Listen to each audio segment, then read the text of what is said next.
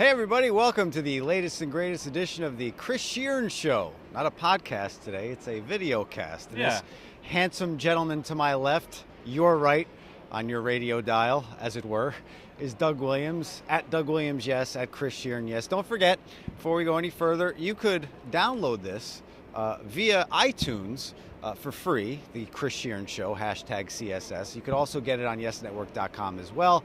And Doug, once again, we're here. We're here, opening day, Yankee Stadium. We're going to take on the Orioles today. And first 6 games, Yankees 3 up and 3 down. Normally, during the season, you would hear people talk about a road trip coming up, a 6-game road trip. Well, I would sign for 3-3 right now. Right. Well, I would sign for it. I mean, I know they lost 2 out of 3 in Houston, but we really don't know what the Astros are going to be this year. And a lot of people got upset and they got worried that the Yankees dropped 2 or 3 against the Astros. But listen, the lineup's going to get better.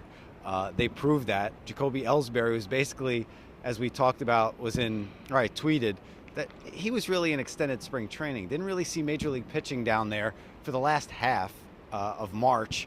So he's starting to come around. And who knew Brett Gardner gets the team's first home run yesterday as he geeked one out up in Toronto. But so far, I mean, I don't know about you, but I would sign for the start that they have. Yeah, and the one way I wouldn't sign is the Teixeira injury. Obviously, That is a huge injury for this team. We knew how big his bat would be in the middle of the order. Switch hitter, kind of switches things up, and he's got that potential to have the 30 home run, 100 RBI season that he's had in the past.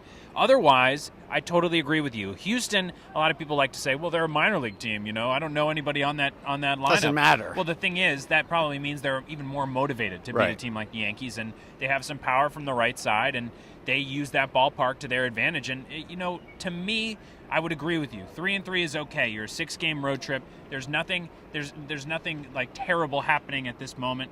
You're home against the O's. It's gonna be a nice home opener, and hopefully they can get over 500 today, get over the hump. Hey, Josh Feldman's 2-0. He beat the Angels. They won 7-4 yesterday. And Cozart looked pretty damn good too in the second game for the Astros. So it's not like they were a pushover. And right. If it's good pitching, good pitching trumps good hitting any day. And it was only the first 2 games of the season.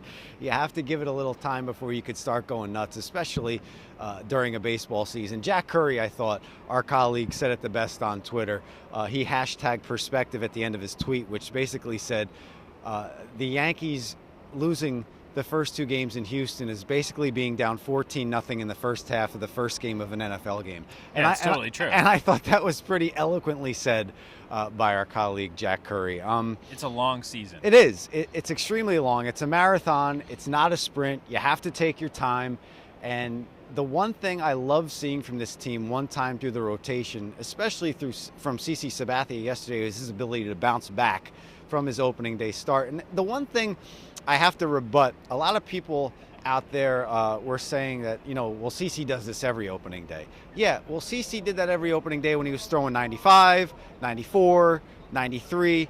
He's throwing 88, 89 now. Okay, this is a different CC Sabathias, so you have to take it with a grain of salt. And listen, Yankee fans, it's not a shock.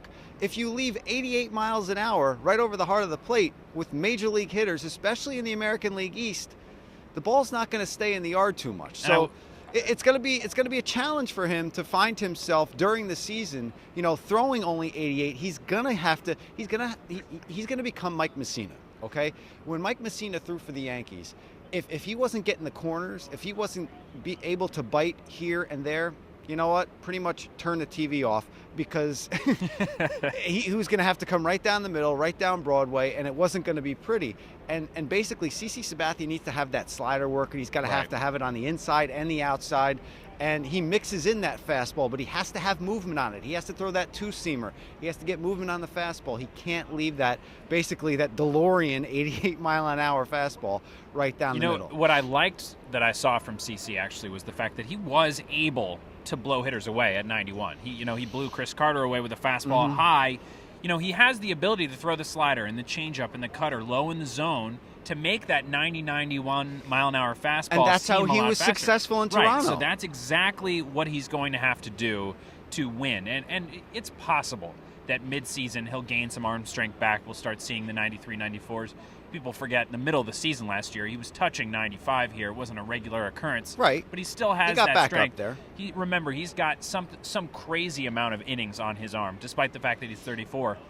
I think we talked Started about when he was 20. He's like number 4 in the big leagues in terms of innings pitched in his career, and he's still got 6 years till he's 40. So, this guy just has a lot of innings on his arm, and the velocity may never come back, but it's possible he'll turn into a better pitcher. Yeah, instead of a thrower. And, if there's anybody in this rotation, they all work hard, but CC Sabathia is a workhorse. And if you want anybody on the mound who's going to gut something out and try to get you some outs, it's CC. But moving on, Kuroda, a tough luck loss in Houston going up against Cozart that game. Yankees offense, as people were mentioning on Twitter, went stagnant. Again, I don't know how you go stagnant in the second game of the season, but okay, I hear you. They went stagnant against Zach Cozart, and Kuroda comes out of that as the hard luck loser there. But he looked impressive. Ivan Nova, exactly what I thought out of him. Tanaka was great. He kept his pitches down in Toronto. When he didn't, Melky Cabrera touched him up, and that's just the nature of the game. When you start facing major league hitters, like I said with CC, if you leave pitches up, these guys are going to destroy everything he hits. He destroys, like Drago, in Rocky IV. It wouldn't be a podcast or a video cast if I didn't try to get a stupid movie line in there. But there you go. And everything just goes right over my head. That's all right. Because I'm like 13 we're gonna years sit old. down. We're going to sit down one day, and we're going to watch all the movies that Doug never watched so he can pick up on all these references. Yep. But going right through the rotation, like I said when I was down in Tampa and we taped the podcast, the last one, I think the back end of this rotation is really where you're going to see a lot of success with this Yankee team. Pineda was absolutely incredible. Oh, he was incredible. I mean, did he look like a fifth starter in his start in Toronto? I honestly think, Chris, the 4 and the 5 guys are the most exciting storylines in that rotation. Absolutely. And it's not even close. And Absolutely. The funny thing about Kuroda, you said, kind of a hard luck loss there, which is true. And it seems to be kind of a trend in his career. If you've noticed, he's never had an ERA over 4 in his big league career, but he's always around 500 with his record. He doesn't seem to get a lot of run support. He hasn't in the years where he's been a Yankee. So I think we've seen good things out of the rotation, and maybe one of the most impressive things from those 5 guys has been the way Nova talked to reporters post-game. He said, I only had one pitch. I only had my sinker. Everything else wasn't working. I really had to gut this one out. It's really impressive to see where his maturity has grown. And that's the key word there. And I talked to Francisco Cervelli when I was down at Tampa, and I said, what's the main thing that has changed with Ivan Nova? And that's the word he brought up, maturity. He knows what he has to do now when he gets on the mound. He knows he can't overpower people with one pitch. If he knows he has one thing working, he's not going to go to a curveball that isn't. And that brings up what you just brought up. He just had that one pitch. He had the sinker. That's what was working for Nova that day, and that's how he was able to gut out that win and start the season 1-0. I just really think, the 4 and the 5 guys with Tanaka and Pineda, as you said, they're really the big stories this year. But I'm going to say it again, and now that I'm on camera, you could see me saying it. I think Ivan Nova is the key to this Yankee rotation this year, and how he performs in that 3 spot. I really think, CC has to be CC, and he has to get back to what he's been doing in the past, maybe get up to 17, 18 wins. But Ivan Nova has to carry over what he did in the second half of last season after he went down and worked with the people down there on the farm and got better and got the confidence and started challenging hitters. And if he keeps doing that, and the back end of this rotation is what they seem to be on that first trip around, just as you can't call the offense stagnant, you can't get too high or too low with the rotation either. As Doug said, long season, and 6 months. The one thing about Pineda, Chris, that I think people might forget, this guy does not have bad control. He's not just a guy that throws the ball up and doesn't know where it's going. Right. The Yankees starting pitchers didn't walk a guy in Toronto. Yeah. It's really impressive how good, as a whole, this rotation's control is. Speaking of the lineup, Chris, I want to ask you, I tweeted after the Mark Teixeira, Doug Williams, yes, by the way, that's the shameless plug for my Twitter account. I tweeted after Teixeira's injury, I said, if he's out for a long time, what I would do if I was Joe Girardi, I would move Jacoby Ellsbury to the 3-hole, put Brett Gardner in the leadoff, and Derek Jeter second. Now today, that's exactly what the lineup is. I'm not just saying I'm a genius. I want to ask, what is your opinion on that kind of longer lineup? Because Ellsbury can lead off, but he can also be a pretty good number 3 guy. Yeah, I just saw that and I was like, wow, it's a pretty solid lineup. And you go lefty, righty, lefty.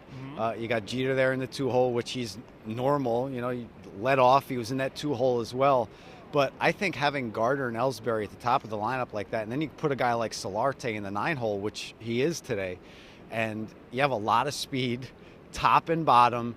You have a lot of versatility, top and bottom, too. Ellsbury could hit for power, but he could also lay a bunt down when he needs to. He's not going to do it out of the 3-hole. Totally. I don't think he's going to do that too much out of the 3-hole. But, Joe Girardi, even with Teixeira on the DL, and golly, you just thought this year was going to be the year where Tex really got all that confidence back. And I was just talking to a couple of people before in the dugout about how, now it's going to become a mental game with Teixeira. He's on the DL with his hamstring now. And now he's got to be wondering, okay, it's not my wrist, but I tweaked my hammy. What's next? You're really going to have to start looking at Teixeira when he comes back off the DL with his hamstring injury on how he is mentally and how if he just lets it go when he's in the field, when he's at the plate, or if he's a little hesitant. So you go from a year that maybe you're going to start to see that 30 and 100 that we're used to seeing with Teixeira to, now is this in his head? Is it going to be this like every year with me? Am I going to get hurt? And am I going to have to go back and do a little bit of an extended spring training to get back to where I was? And I think, he was swinging the bat really well. Oh, that's Houston. About what I was about to say. Is that's the really saddest well. part about the injury. That's what you it's wanted to see. The 1 year he's come out hot. Because every year, all you hear about Mark Teixeira is how slow he starts, and he's hitting 190 at the end of April. And this time, he was swinging the bat well. He was getting hits. And after coming back from an injury, it's a bummer for him. It really is. It absolutely is. And that's the thing you're going to have to watch with him this year is the mental aspect of the injuries. And you'd hope that he comes back and he's okay with that, just like he was free swinging with that wrist. And the positive about that injury is it is a hamstring. And it's not the wrist, because if it was something with the wrist, that would be extremely worse for the Yankees as they move forward. But Jan Hervis at your service has been filling in beautifully. Can he be a superstar, please? Yeah, can this continue for the entire year? I mean, I will say he's got power to right field from the left-hand side. Yeah. And how many doubles does he have already? He's a double machine, for crying out loud. You could just pencil in a double whenever he comes to the plate, and it's just a blessing for Joe Girardi to have Mark Teixeira, one of his biggest bats in the lineup, go down, and then you could just plug in Solarte at third as an everyday player, and now you really see what you get out of him. And now the Yankees look like real geniuses for keeping him over Nunez. I mean, Not only the versatility in the field where he could play multiple positions, but now he's your everyday third baseman with Kelly Johnson over at first. And he's a switch hitter. Switch hitter makes everything worth it. He's a switch hitter, absolutely. And he's doing, and you hear Michael and you hear Kenny during the broadcast, and you hear them say how much power he has from each side. And you know how Joe Girardi likes that versatility, especially with the switch hitters. So it's going to be nice to see how he develops during the season. You didn't really want to see that. You don't want to see Teixeira on the DL, but at the same time, now kind of forced into it, you see what you really have in Solarte. Yeah, I mean, he's incredibly valuable, and it really puts Eduardo Nunez in the rearview mirror. Yeah. I mean, as good of a For guy now. and as exciting at times of a player as Nunez was, Solarte just brings more to the table, and you hope that it's the kind of thing where he proves himself to be a legitimate threat, because you don't want to see him hit 400 a few weeks into the year and then suddenly, you see his true colors. I hope this is for real, because the Yankees do need a guy in that infield to kind of complement Kelly Johnson and Brian Roberts, and those two positions, third base and second base, third base where we thought Kelly Johnson was going to be, those are positions where they need another guy. So that's what makes Solarte so important to the Yankee roster. Opening day, once again, Doug Williams and Chris Shearn. We're knocking off the Chris Shearn show here at Yankee Stadium. We want to thank you for not listening and watching and putting up with my face. Doug makes it better. I mean, he does. Not really. He gussies it up. You're on television. I'm not on television yet, so patience, young man. Yeah, patience. You'll get there. But thanks for watching and listening to us, and we'll be back audio only next time. For the people out there watching and looking at me, they're saying thank God for little things. But thank you for watching once again. For Doug Williams, I'm Chris Shearn. We'll see you next time here on the Chris Shearn Show. That's #CSS.